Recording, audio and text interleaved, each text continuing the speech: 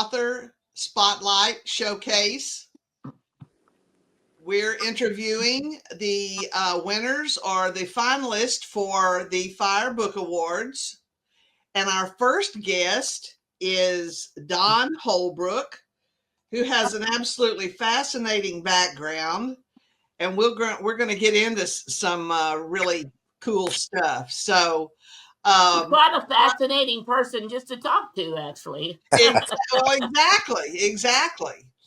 But the book that he got or that he published that is a finalist, it was a 2024 Embers finalist, is called Ghost of the Rio Grande. We're going to talk about that a little bit, but a little bit of info about his background. He is an economist and a former certified economic developer. He's traveled the world doing his economic development expertise or trying to get people to. And I'd like to know a little bit more about exactly what that means, Don. Well, welcome and hello, everybody. Hello, ladies. I'm very grateful to be here. It basically means that I went around and told people how to fix their economies to draw investment for creating jobs or creating tourism to come to their communities and look at them and say, how to spend some discretionary money and kind of lift all boats for people. And I did that all over our country and Canada and across the world, and gave advice to a lot of people for, probably. I worked on the government sector side for 16 years, and then I worked on the dark side for another 20, let's say, as the evil empire. I was the advisor to the evil empire, but basically just helping people learn how to get along and create jobs for normal people and pay wages that actually people could live on. And I guess I was very proud of it. I was on the National SBA board and some other big boards and stuff like that. I was on too many boards. I was staying too busy, but my pride was helping create, we created, probably way over 10 million jobs on the projects that I worked on. And it was several billion in investment. And I always tried to make sure, I did some work internationally, but the vast majority of my work was in the US. So I wanted Americans to be better off. So that's where I focused my time and money. Well, in all of your travels, what was the most interesting place you went, and what was the most interesting thing you learned? Well, I got a lot of these stories, as you ladies know, from being all over the place. But I guess the most interesting deal I ever did was where the Australian government couldn't authorize paying me to come give them advice. So they bribed me to go on a wine trip around their whole country and show me all their wine country. And they could expense all my expenses. So we brought my wife and our friend who's a sommelier, and the Australian government had me go basically city to city and give them advice for 3 weeks. And then I could only cover I called it singing for my supper. So, and then I went home, and they got mad. A bunch of other cities in Australia got mad that I didn't go there. So they brought me back and paid me with more wine tours. And I basically sang and drank my way around Australia. And then they got back a third time because another group of cities said they were upset that I didn't come.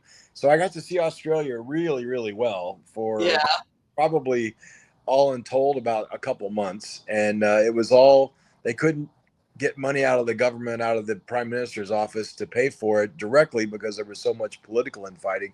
But they figured out that they could actually expense it through the government.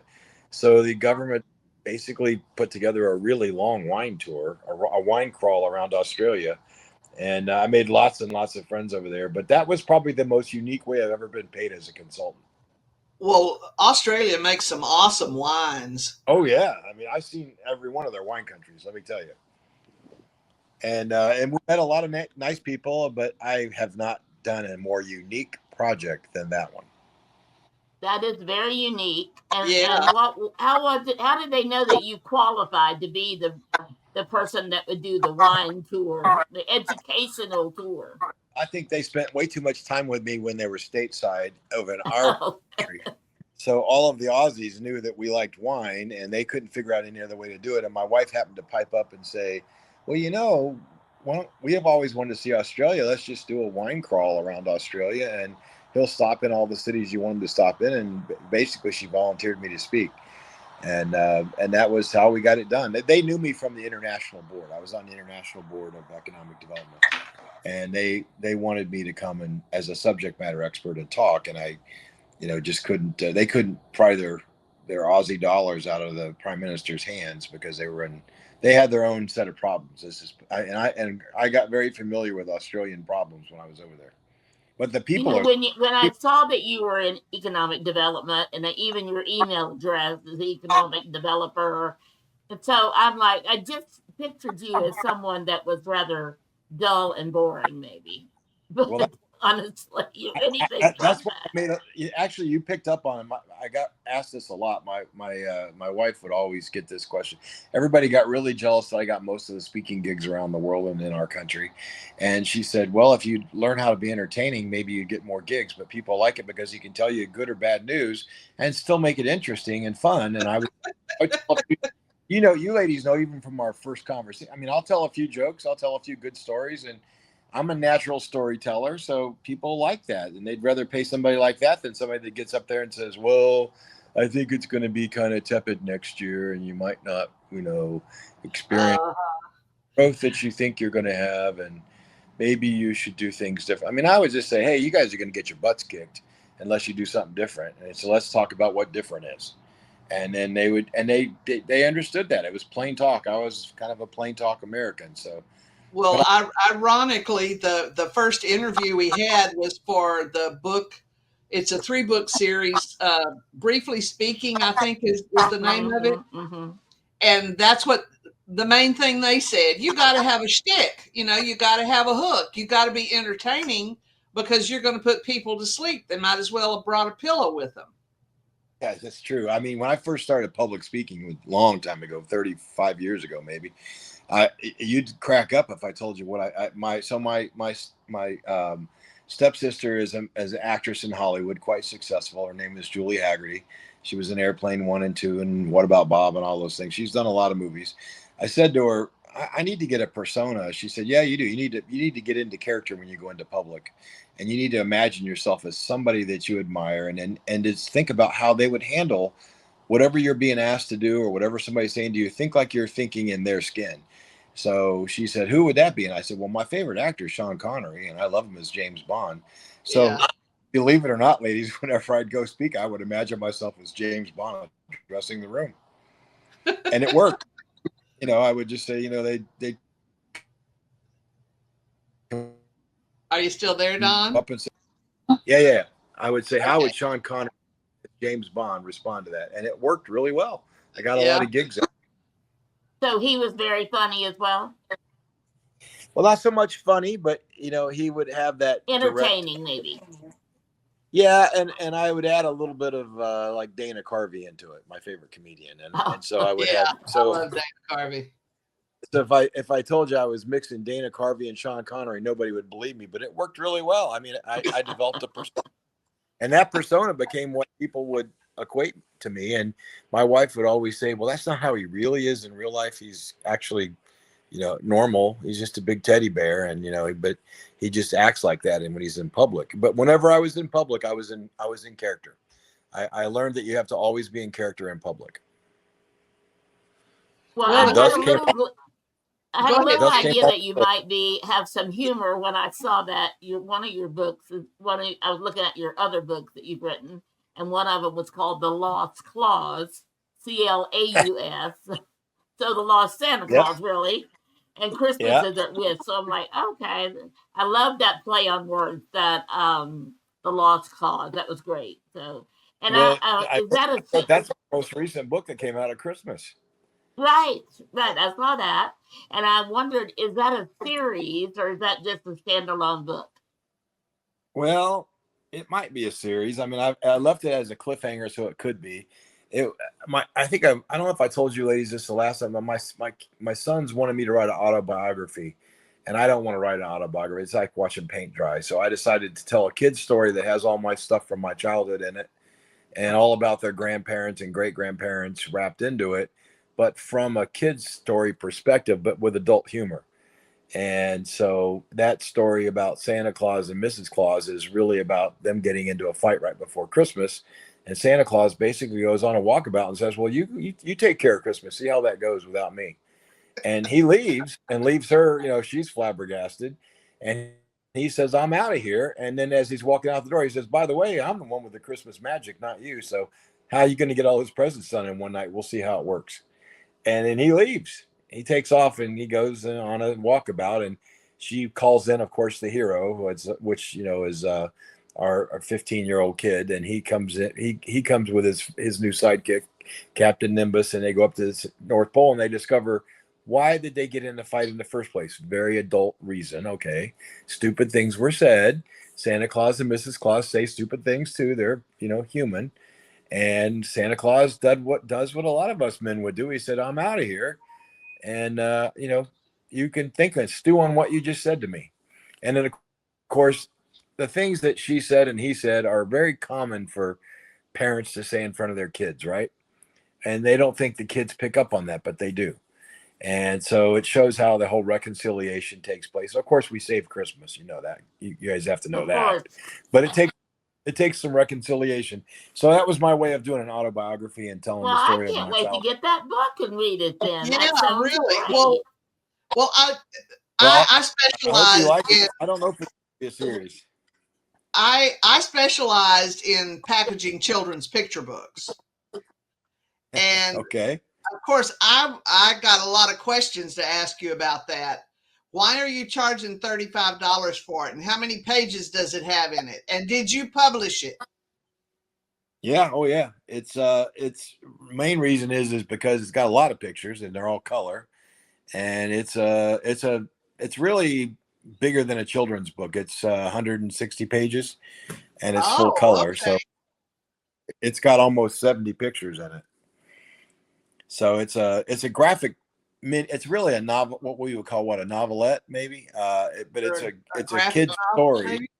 Novella, so it's a kid. Yeah, it's a kid's story with lots of kids-like pictures in it, and lots of color pictures. But it is long enough to be a novella or something, but not a 36 or 40 page kids book. It's a 160 pages.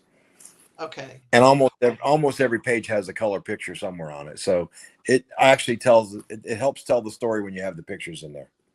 Where did you print it? I just had Amazon print it. I mean, I just printed it through Amazon. That's why you got to charge that. We need to talk off of this, and let me give you some pointers.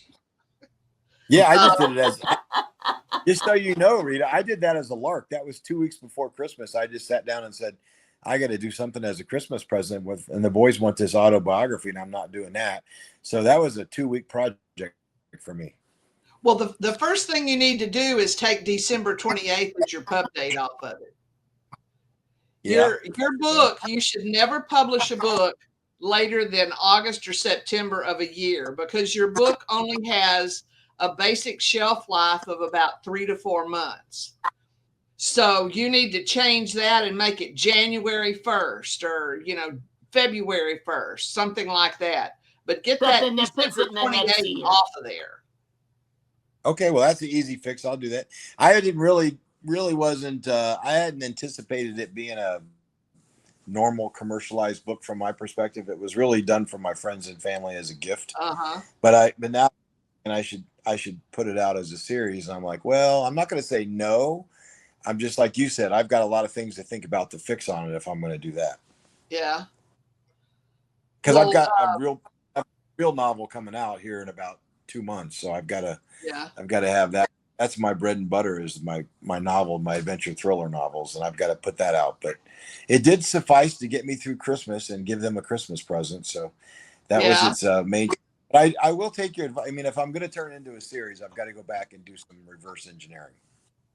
Well, if you want some input on that, it'll be gratis. I'll give you more input about where you can print it cheaper and all that kind of stuff.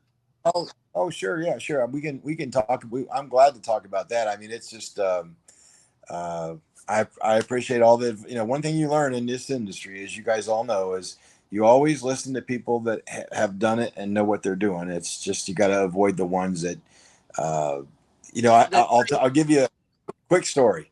So I set up my own publishing company, and sometimes people criticize me for it, and I'll go, well, you know, I got this advice from somebody who's sold, you know, way over a couple 100 million books, and they gave it to me at a bar. It's always at a bar. You ever notice that about my original story told about Bigfoot?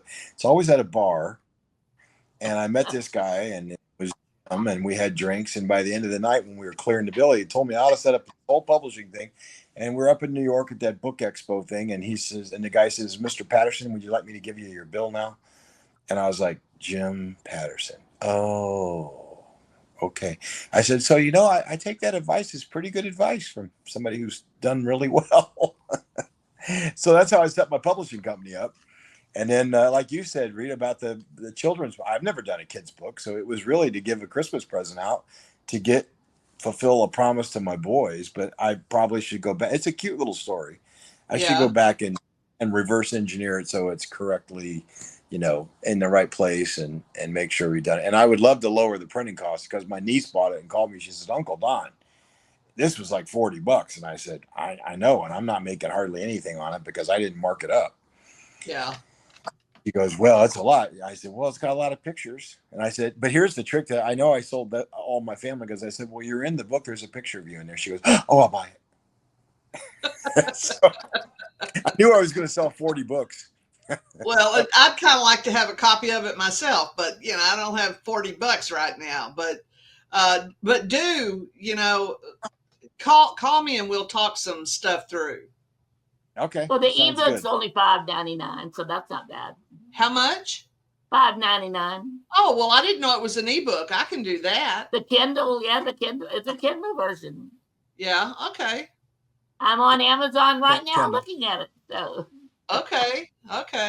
Well, let's talk some more about the book that got you a finalist in the competition, The Ghost of the Rio Grande. How did that come about? It's called my COVID Western, and I did it during COVID. And I decided that things were kind of slow during COVID, and I had to write a lot. I wanted to write a lot anyways, and I decided to put my shingle out, you know, with the Authors Guild and everything, that I was available to freelance a little bit. I got a call on my way over to Arizona on a little mini vacation, and the guy that was the great grandson of Fabriciano Garcia, who is the ghost, said, "I've got this story about my great grandfather, and I'd really like to get it recorded and written." And he kind of told me a little bit about his great grandfather, and we had some things in common. My grandfather rode with Pershing down in Mexico and chased Pancho Villa. His grandfather was on the other side of the equation, was kind of definitely an American patriot, but he also could sympathize with some of the Mexican issues because they were being punished and tormented by the Texas Rangers and white land speculators that wanted to take all their land in South Texas. So it was an interesting story, and I thought, well, you know what, I'll just do it. So I sat down and started working with him on it, and we developed the story. And of course, it's about a real person that really was a hero, a Tejano hero. But I call it my Spanish Forrest Gump. He meets everybody that's anybody of that time period. Yeah. And he manages to meet Winston Churchill and Mata Hari and, all these different people and the French royalty. And then we put it all together, and it ended up being a really good story. It's got all the events that happen in the story, you guys, actually are real events that happened. It's just that I stick our character at the event, and I have to give a reason. Yeah, I Forrest Gumped it. He had to be there. There had to be a reason for him to be there, and some of that I had to fictionalize. But the actual events actually took place, like the assassination in there took place, and all the people that were murdered and killed took place. I mean, and the reason that what he uncovered that was the corruption with the Rangers and the governor and the white landowners up north that had all the ranches. That's all real, and all the people that got murdered is real. And the treaty with Mexico and Germany to invade the U.S. is real. It wasn't really talked about in our history books because it was a sensitive issue. But a lot of people don't realize that the Mexicans and the Germans during World War I had a treaty of cooperation, and the Germans paid the Mexicans to invade the U.S. and keep us out of World War I. it just failed because Pershing went down there and chased them all back across the border. But and then Pershing ended up going to World War I with the American troops and helping win the war. So, Well, but that aspect, the German aspect in Mexico, was fascinating to me. I had a client, his last name was Decker, and he spoke Spanish. And I said, well, where are you from? And he said, well, Mexico on the border. And I said, well, Decker's not a Hispanic name. So he was telling me about the Germans and because I didn't know anything about that. And what was interesting is the new president of Mexico. I bet she's German. Could be. What's her name? It's not Steinbeck, but it's something like Scheinbaum. Yeah, and she's got that look too. Yeah. She's very European looking. Well, at the time of the book, you guys, Texas was 1/3 German, and they had the lower half of Texas all the way across Texas. It was called the German Belt across San Antonio and Austin and all that. And the Braunfels and Kerrville, yeah. So it was 1/3 German at the time. So it was a heavy German population by design. The Germans were shipping people there to set up a little mini empire. That's what people didn't know. And they had a plan to actually take back a whole bunch of the U.S. and basically cede back Mexico's original holdings and then carve out a new empire in America for the Germans. And it was called the Plan of San Diego. It just didn't work. I mean, what happened was it just failed. But what people didn't know is that there were some people like the Ghost that were involved in stuff that actually exposed it. And he was kind of like another version of there's not very many Tejano heroes, but other than Zorro. And this guy was actually real, and he really did take on the system and the establishment, and he really, did all the things that we said he did. Huh. But as you know, it's got a tragic ending. I don't know if you want to ruin it for the readers, but the ending is actually true as well. Well, the art, the artifacts that are in it, those are real, right? Yes. I thought that's what you had said when we talked before. And the drawings of all the things were hand drawn by a South American artist that I hired to actually do new renderings of what things look like. And then the actual pictures of things are actually real artifacts. Uh-huh. So are you going to be submitting the Christmas story to? I'm sorry? We have the new 2025 Fire Awards have started. So are you going to submit the Christmas story? If Rita and I get it in shape, I will. I got to get it's not ready for prime time, I don't think yet, Rita. Well, the main thing you want to do is get that pub date moved into 2025 so you can submit it in 2025. Yeah, but I'm curious, Don, how did you hear about the Fire Awards? I think you guys sent me an email or a Facebook ad or something, and I looked at it, or there was something on. Okay. I belonged to all those writers groups, and there was a writers group thing where they talked about it, and I read the article, and then I said, "Oh, this sounds interesting," and I think I reached out. Well, good. I'm so glad. I was always curious. I was telling somebody earlier.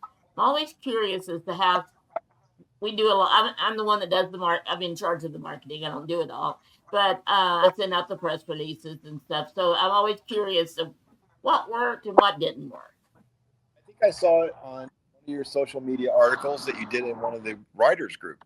And then I followed the trail basically and said, let's go. Very good. So I'll have to figure out a way to get back with my Facebook groups because somehow I got kicked off Facebook. So I can no longer do anything there, but that's not part of your interview. That's a different story. So I like you better now. If you got kicked off there, that's good. It means you're a rogue like me. That means we're maverick thinkers. Say that you're too much for them. Well, I don't use the term maverick. I think out of the box fits me better. Well, you're trying to be. I think maverick fits her pretty good. She is from West Texas. Rita, I was going to tell you, make a comment on the other interview when they Rita has a Southern accent. And I'm like, Rita has a West Texas accent, is what she has. That's right. So. That's right. Texas is a big client of mine, so I did a lot of work in Texas. You absolutely are right. Well, I was born and raised in Odessa and lived. My dad was in the oil field, so we lived all over West Texas. I think I told you before about him and his interest in spelunking and metal detectors and stuff. And you must like that new show, Landman, which is based out of Odessa. I'm sorry. It's like you're breaking up. Yeah, you're not very loud, Don. You must like that new show, Landman, because it's based out of Odessa. About an oil man, and he's based out of Odessa. I want to watch it, but I wanted to watch the whole thing. I like to binge watch the stuff because I forget when it's on the next time. You know. Yeah, I think it's over now. It's ready to be binge watched. It is. Yeah. Okay. Mm-hmm. Okay. Yeah, you can the whole season now because it was good. I watched that myself, so that was a very good show. Yeah, I think it'd be right up your alley. Yeah. Oh, it would. It would. When I was looking over your bio and stuff, Don, you used the term digital nomad. What does that mean? That is my oldest son, and that is a group of people that's fairly large now, and basically millennials, that can work from anywhere in the world because they work on stuff that's not location based, and they can do their work sitting. Like he's lived in Buenos Aires, he's lived in Brazil, he's lived in Colombia, Mexico, Europe. He's going over to Spain, I think, for his next move, and they can work from anywhere. They get paid, and work in a digital currency. I would say they work in the stream of things in conscious where they can do their work from anywhere, and their customers don't mind that they aren't right there and going to physical meetings. They do a lot of Zoom meetings and a lot of that. They do have physical meetings. Like he's in San Francisco right now in Silicon Valley at a meeting. But I mean, he flies in for the specific meetings, and then most of the time he can sit wherever he wants to enjoy life at and do his work and go out and see the world. And he loves traveling. So he's actually been to more countries than me. Wow. That's what we want our children to outdo us. Yeah, the problem is that, I keep telling them is you need to put some physical assets down. You need to buy some stuff because, at some point you're going to want to have some physical assets like real estate and things. That's the economist in me coming out, and the dad. And I said, you can't depend on your parents to give you everything like that, but you should be buying some of this yourself. So he gets mad at me because I keep sending him ads for land and stuff. Here's 65 acres. You can go put a cabin on it and have a bug out bunker. Put a tiny house on it. Yeah, have what I call a bug out bunker. Yeah. I'm trying to coax him into buying some real estate and start putting some physical assets down as well. Yeah. But you wouldn't believe how many people are digital nomads in the millennial space. I mean, when he's in these different cities, there'll be thousands of Americans there that are living there that are doing. I mean, and he meets all these really cool people from all around the world, but a lot of Americans too, and they become fast friends, and then they go places together. They, hey, let's all go to Madrid. We're all going to move to Madrid, and they all up and move to Madrid. And next thing you know, they've reestablished a little base camp there, and they're all hanging out at the coffee shops and doing their work. But they, I always, his grandfather gets kind of upset with him a little bit, but here's what I always tell my father-in-law. Well, he doesn't come ask me for money, so whatever he's doing is working. It's okay. Well, I have several friends that are what I call digital nomads, I guess. I think maybe 3 of them are either in Europe or Australia. One's in New Zealand, but I've still got 2 or 3 that are in the States, within the States, So it don't matter. Yeah, it don't matter where you live. It's that you can be mobile and that you're not tethered. A friend of mine named Richard Florida, who's a professor here in the U.S., wrote a whole book about it, and basically about this new economy, and that people would be, that they were going to untether, that his generation would untether from houses.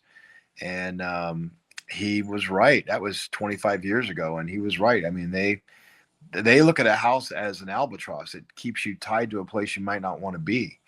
But on the other side of the fence, not putting down physical assets that grow and have passive growth, and that's they have to get a balance, I think.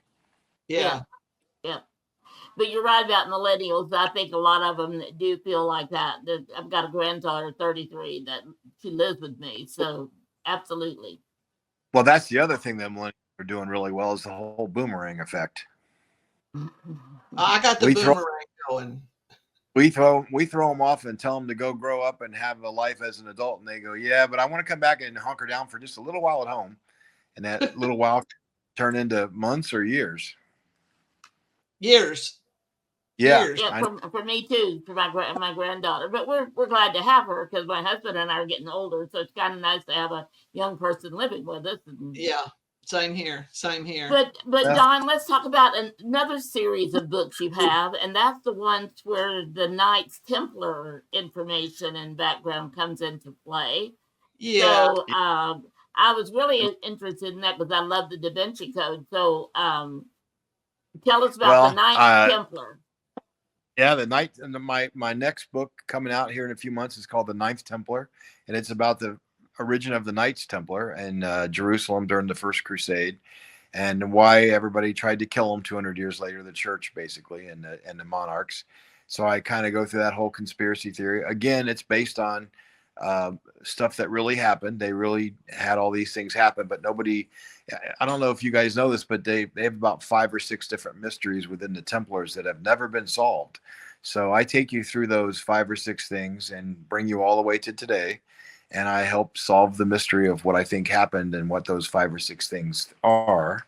Do you think the Knights Templar are responsible for Oak Island? I love that laugh.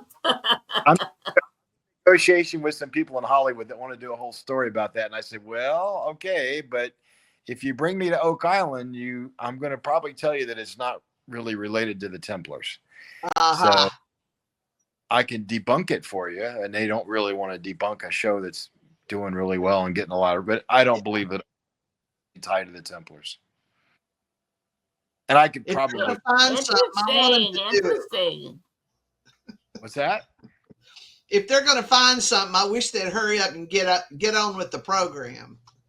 Well, they're not going to find anything there or at Rosalind's Chapel in Scotland either, or and the rune stones in Minnesota. And so here I am going public telling you all the things that are not Templar. But there are a lot of things that are, and there's the whole pilgrimage of 12 places that you can go to find out sacred things about the Templars are a great mystery. There's a lot of the truth is really way more fascinating than the stuff that Hollywood's been able to make up. And there's a lot of really cool stuff. And of course, it can go from what some people would call magic, which I don't believe in, by the way. Magic is just, to me, undiscovered science that we don't understand because we're not as advanced as people that have the science, or the species that have the science. There you go, back to my belief in aliens. And then, there's a lot of things that we don't understand. And then when you look at it, you go, well, there has to be some stuff that we could explain it. And if you really stop trying to explain everything with the Templar mystery, from the aspect of what we consider to be human logic, human relics, and earth physical relics, so earth science, and you consider that instead of a 3-legged stool, it's a 4-legged stool, and the 4th leg is unknown or misunderstood science that might be extraterrestrial. So when you throw that in, all of a sudden you can solve the mysteries, because you can't, obviously over 1,000 years, they haven't been able to solve the 5 or 6 big mysteries of the Templars, because we've applied only the 3 things that our scientific community agrees to measure. And that is physical relics, the laws of the Earth's gravity, and the periodic table of our elements, and then of course human logic, deduction, induction, but that has not been able to. And we've had a lot of very smart people, including Da Vinci and everybody else, that studied the Templars and alchemy and all that stuff, and they've never been able to solve it. And I said, well, then there's the 4th element that you have to take into consideration is you're not taking into consideration that there's stuff that we don't understand as humans that have to be in, and why this stuff is possible. And that's like when people ask me about, I always, when I talk about, because the Templars are based on a Christian movement. I mean, they're the soldiers of Christ, so they're obviously Christian. I'll say, well, do you believe the Bible? And people are either going to answer me one way or the other. They either do or they don't, right? Yeah. I don't really care which way they go, ladies, because I can get you an answer either way. If you tell me you believe in the Bible, then you believe that these people ascended to heaven and did all these different things, and I'll say, well, then why can't they do it now? Why can't people ascend today? If they could do it then, they should be able to do it now. And if they say, well, I don't think it's possible, no, I said, well, if you believe the Bible, you believe people can ascend and can get tight with God and can ascend. So that might help answer some of this stuff. And or they'll say, I don't believe in the Bible. Okay, well, let's look at science. Do you believe in that we're alone in the universe? And if they say, well, I think we are. So you think we're the smartest sentient creatures in this entire universe? When you look up there, all those stars, you can tell me that in good conscience. And I said, well, you're just a special kind of stupid. But that's just that's my take too. Yeah, I mean, so all of the major minds of the world, Da Vinci, all of them, they all believed, and if we weren't alone. I mean, they all came to the conclusion. Some of the greatest men of science and women of science in the world concluded we weren't alone. And now we have a lot more evidence that we're not, because it's being covered up. And I'm not talking conspiracy theory stuff here. I'm talking about, I know people that work in this industry, that work for the government, and have flat out told me and showed me evidence that is irrefutable. And so I'll go, well, do you believe there's an afterlife? Do you believe that this is it, or we just go into the ground and we're gone, or do you think we have a soul? And then they'll answer me one way or the other. I said, well, if you believe in that stuff, then why is it so hard to solve the Templar stuff? I mean, it's just an extrapolation of what you've already been told. You just don't want to believe, and so, I've had people challenge me on the theories and stuff, because I'm a Templar historian. And I'll say, well, whatever my theory is that you're going to find out in the book, it must be pretty good, because they came along and asked me to join the order as a historian and said, let's get this guy in. And I said, so some of the people that actually really are into this stuff think I'm pretty right. And that's okay with me. I can't prove it, you guys. It's still a theory, but it's good enough that the actual real Knights Templar think it's pretty good.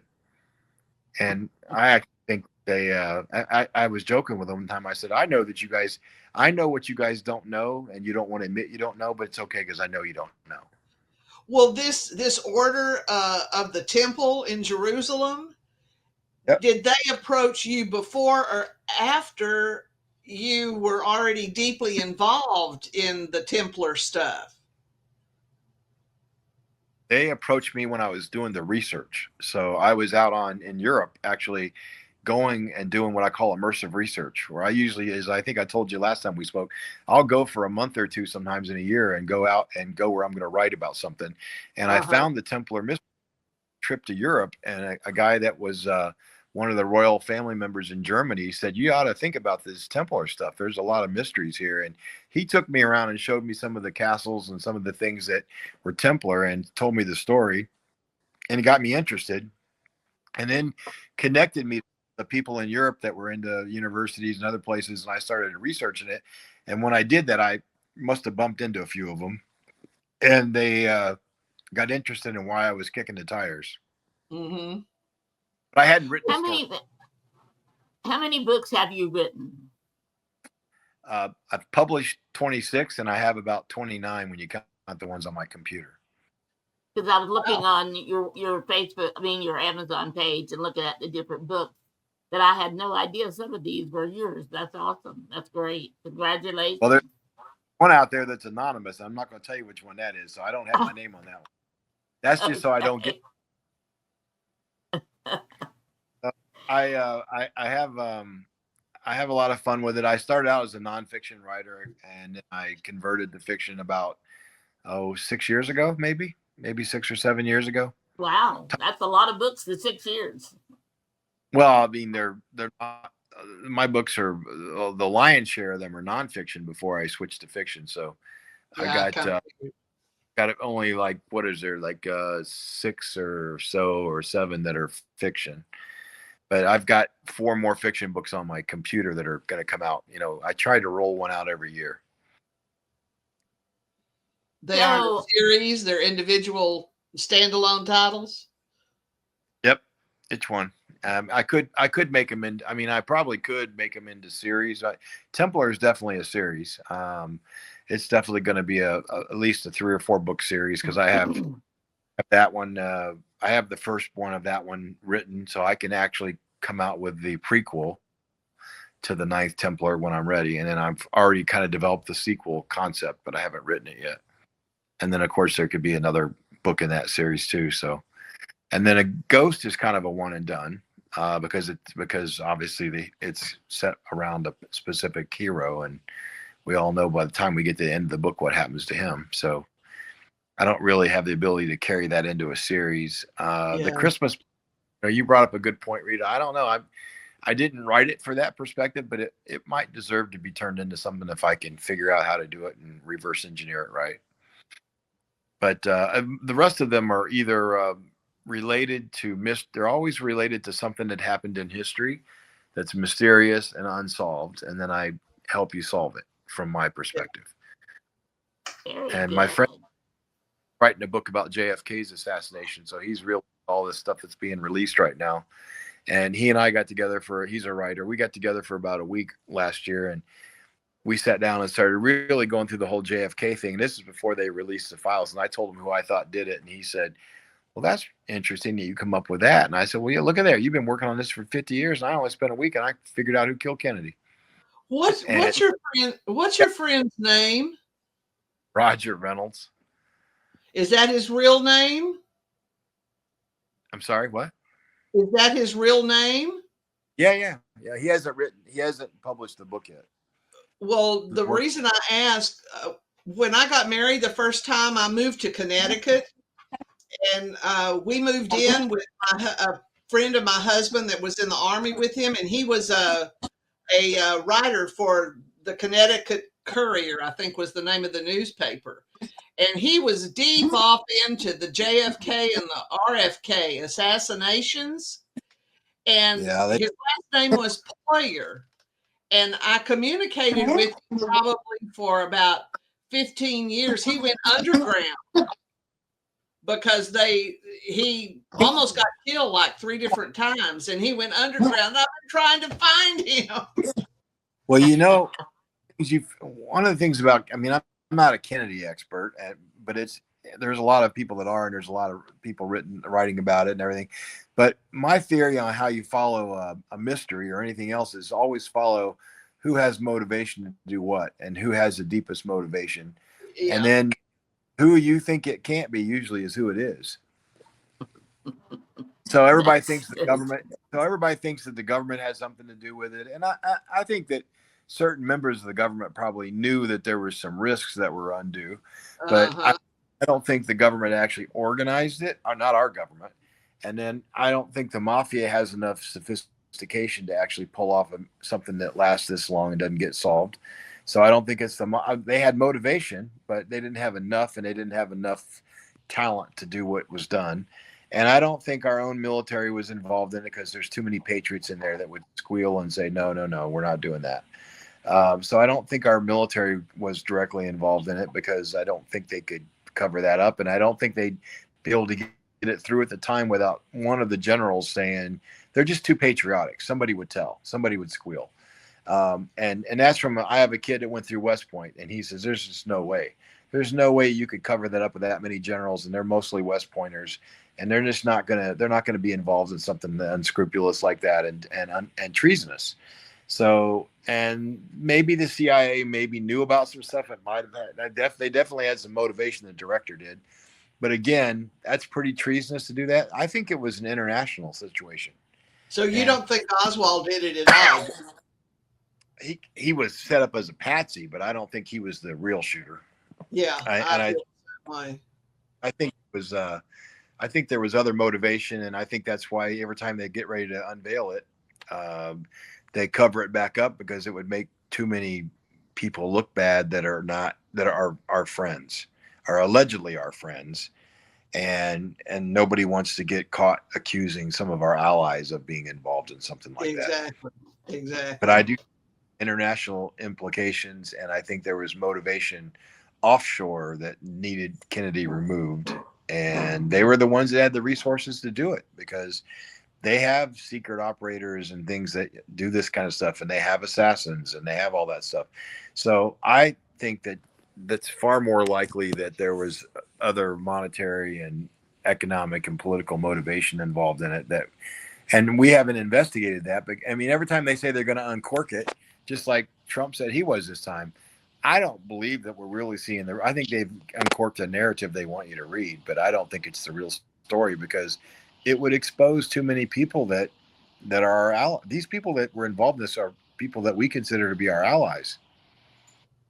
Yeah. And yeah, nobody wants to call those names on people that like that, because it would create a huge problem in not only our country but in international relations. Yeah, exactly. You know, I hate to be the one to break up the party, but we are kind of gone over our time. And Don, this has been great. I mean, I hate to even stop it, because it's great conversation. Well, so we'll have to have you back another time after you submit your books for the 2025 Fire Book Award. I'm going to definitely submit Bigfoot and the Bear Goddess, the story about the aliens and Bigfoot. That's coming out. I've already written it. As you guys know, I gave you a little precursor on it, an advertorial infomercial. It's again based on real stuff. People are going to be shocked, because a lot of the stuff in it. I can't wait to read it. Maybe you need some early readers or something. Yeah, some beta readers. I'll send the beta copy to you guys. Okay, we'd love for you to. Don't forget. But thank you again, Barry. You've been so cooperative and so great to be on the awards thing that we had and be back today now. So it's just been really fun getting to know you, and can't wait to read more of your books. I had no idea you had so many books out there. So yeah, I just bought the Christmas one, so I'm going to be reading that tonight. Well, I'm gonna have to probably get Rita involved in maybe revamping some things there. I don't like the. Well, that's okay. I got the Kindle version, so I'll buy the print book when you have it ready. We'll have to get together, Rita, and talk about that. Okay, sounds like a plan. Nice to meet you again, Don.